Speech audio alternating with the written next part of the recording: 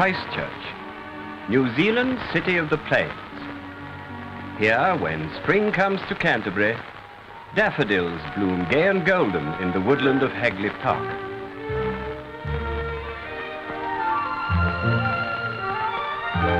Nurses from the nearby hospital, artists seeking a subject, people of all ages wander among the thousands of blooms, enjoying their beauty. Past the daffodils, through the park, tree-bordered, green-banked, the Avon flows, a small and placid stream.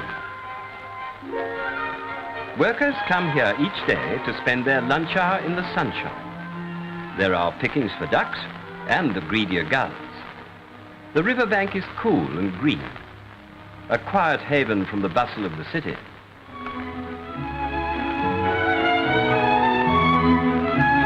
Nearby are tall buildings, busy streets, and the heart of the city, Cathedral Square.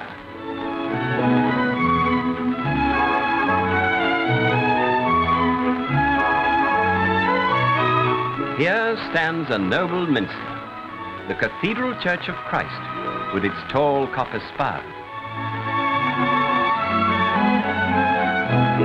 Beneath its dominating grandeur move buses, trams, cars.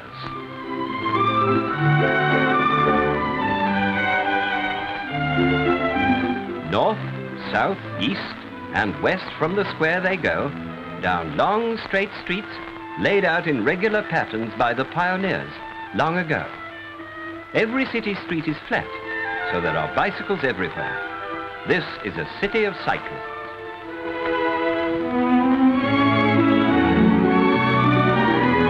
Mothers, fathers, sons and daughters, all on wheels. Cyclists of all ages from 8 to 80 ride to play or work each day. There are thousands of them, and only Copenhagen is said to boast more bicycles.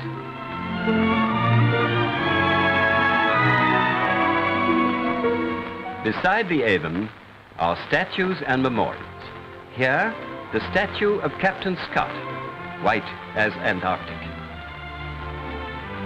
There, the graceful arch of the Bridge of Remembrance, memorial of 2 world wars. On the other bank of the Avon, a world of art and learning. The Art Gallery, red brick and white stone, tucked away in the Botanic Gardens. Canterbury University College, weathered grey stone buildings, shadowed cloisters. It was here Lord Rutherford began a great career. The statue of John Robert Godley, founder of Canterbury, rightly stands in the centre of the city. Not far away are the grey Gothic provincial chamber and its attached wooden buildings, survivals of the days when Canterbury was self-governed.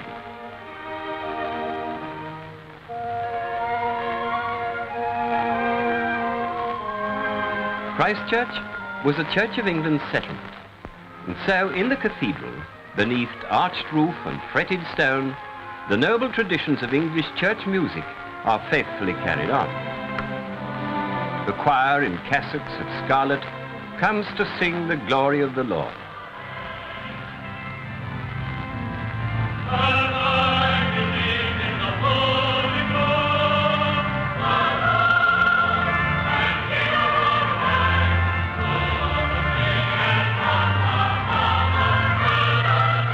For the Anglican community, the cathedral is the centre of their spiritual life. Roman Catholics give the same proud place to their stately cathedral of the Blessed Sacrament. Other denominations, too, have their city churches. The Durham Street Methodist Church of Stone, the Presbyterian Church of St. Andrew, oldest wooden church in the city.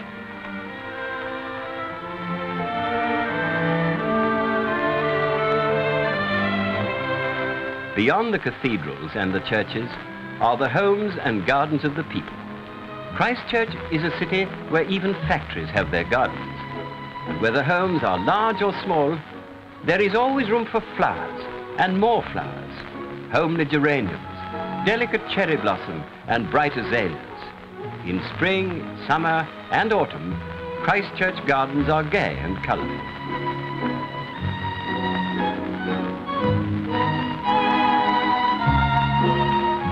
Christchurch cares for its old folk in the evening of their lives, and for its babies too. They are reared as carefully as gardeners tend their young plants. Mothers are helped by the Plunkett system of infant care and welfare, lasting monument to a great New Zealander, Sir Truby King.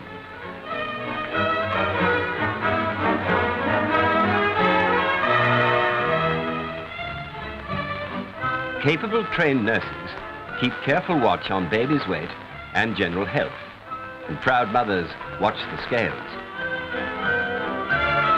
These cheerful girls in blue are Karatani nurses at the hospital where sick babies are given special treatment.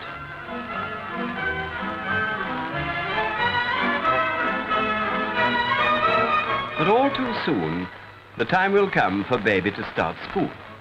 First, the kindergarten, where learning is fun.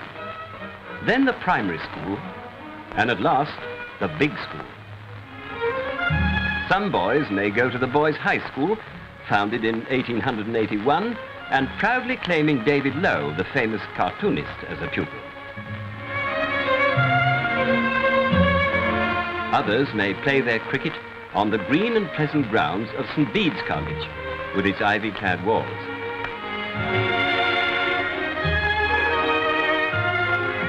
St. Andrew's College has a pipe band in the best Scottish tradition, for those whose blood quickens to the skirl of the pipes.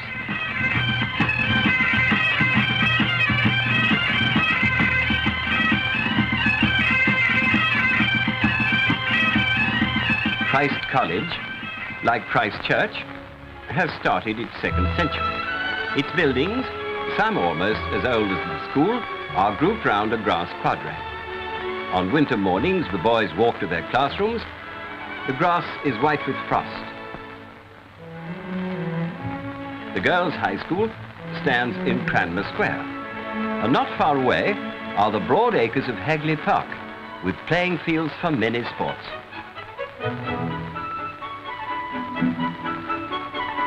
There are few more popular than basketball.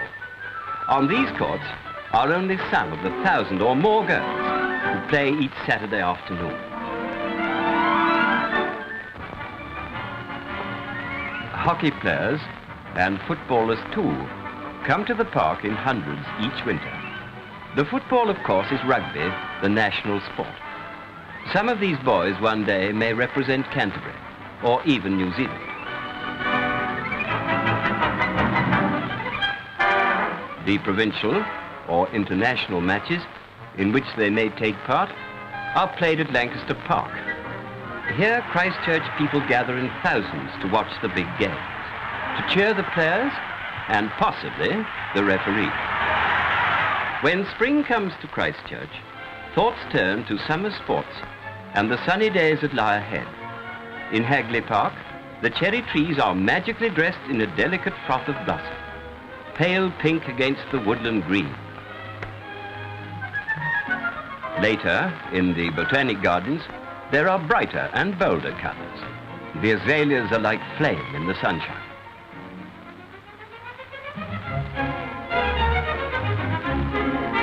The gay tulips, deep purple, pale pink, smooth yellow, are massed like soldiers, standing stiffly proud for all to admire. But all too soon, spring gives way to summer and its sports.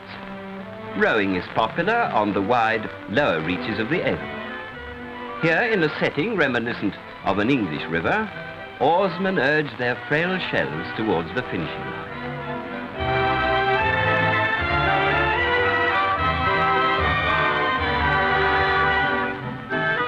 In the park, the archers are lined up, drawing back their bowstrings. Today, archery is yet another sport, increasing in popularity.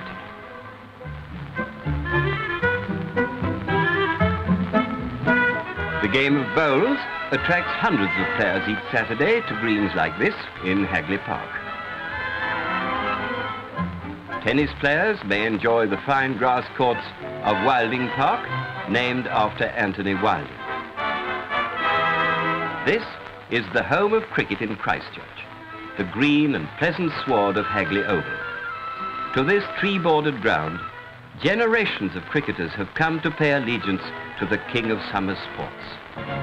In summer, thousands flock to swim from New Brighton's beaches. These surf teams are drilling to fit themselves better for their voluntary task of guarding the public safety. Each year, their vigilance saves many bathers from drowning.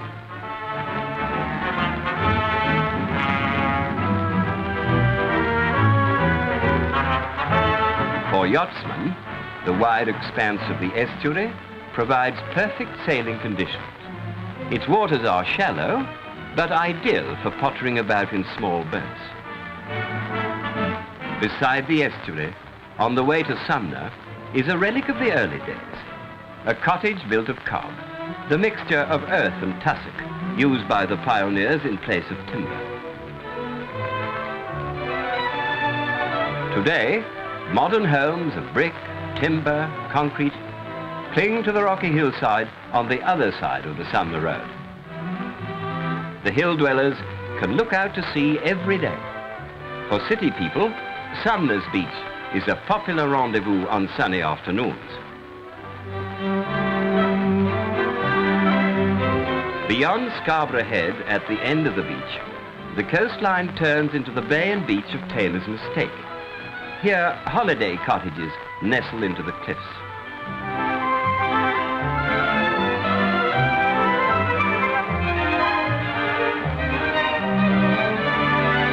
In Lyttleton's Harbour is the pleasant holiday resort of Diamond Harbour.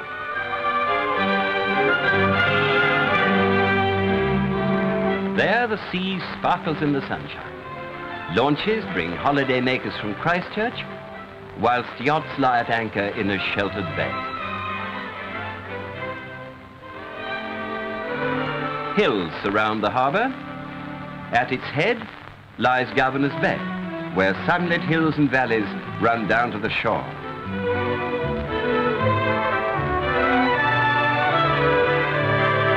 The port of Lyttleton, looking like a toy model from the hills above it, is the gateway to Christchurch.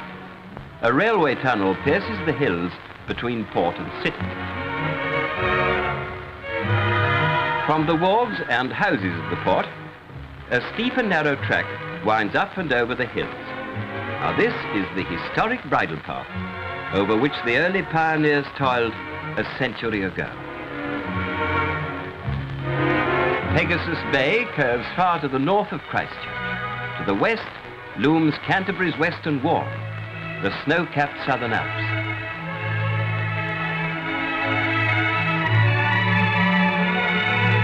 From snow-fed mountain lakes like Pukaki comes power. Power for the homes and factories of Christchurch and Canterbury. Across the Alps westward lies beautiful Lake Caniere.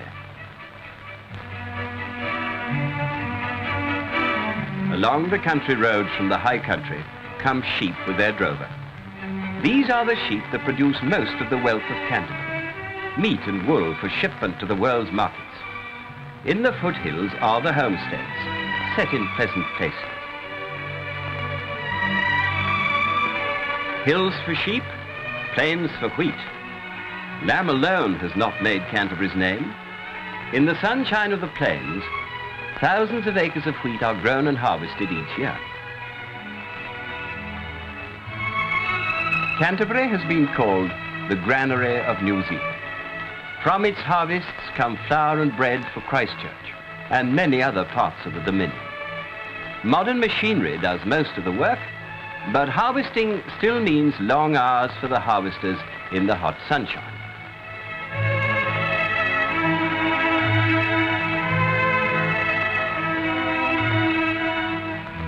At Leaston, not far from Christchurch, the land yields yet another harvest, acres of tulips. These serried ranks of glorious blooms will soon grace city homes, whilst the bulbs will find a place in many gardens.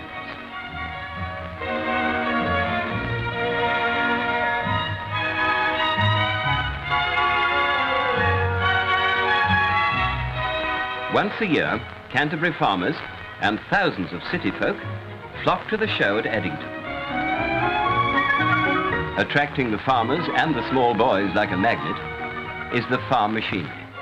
All kinds are on display: trucks, tractors, headers, and all designed to help the farmers produce still more from the land. And when they have seen enough of machinery, everyone flocks round the showroom for the grand parade. City folk may not know much about the land and its stock, but like the farmers, they too can admire the champions. And now for the horses, proudly wearing their championship ribbons. Powerful drafts, saddle horses, sleek hunters, sturdy hacks, children's ponies, cantering round the ring for the benefit of the crowd. This is the horses' day.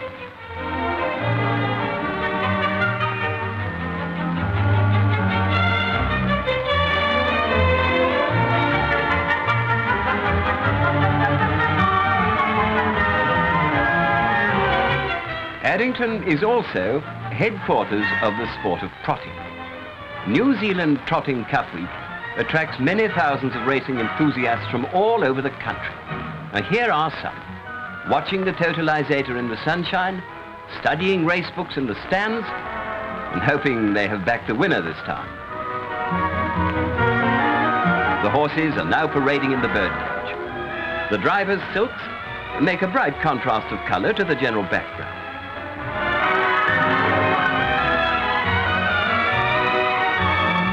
And at last the field is away. As the horses sweep past the stands on the first leg of their journey, the drivers are already jockeying for position. All too quickly, the field rounds the bend into the back straight. And now they race into the home stretch. The winner passes the post to the cheering of the crowd.